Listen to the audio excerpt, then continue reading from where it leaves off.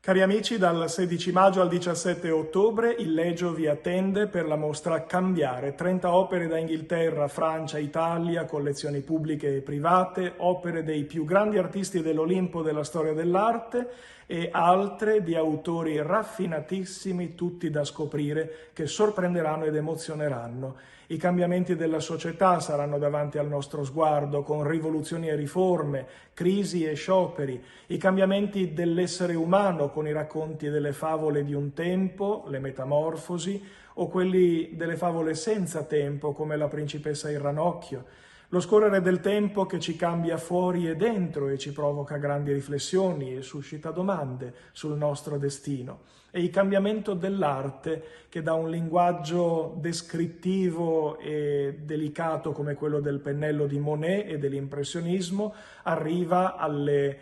figure spezzate e piangenti come il ritratto di Dora di Pablo Picasso, che si aggiunge alla mostra, fortunata sorpresa, inedito, mai visto in Italia, che a Illeggio avremo la fortuna di poter ammirare. Un viaggio per riflettere su che cosa è importante per vincere la sfida del futuro,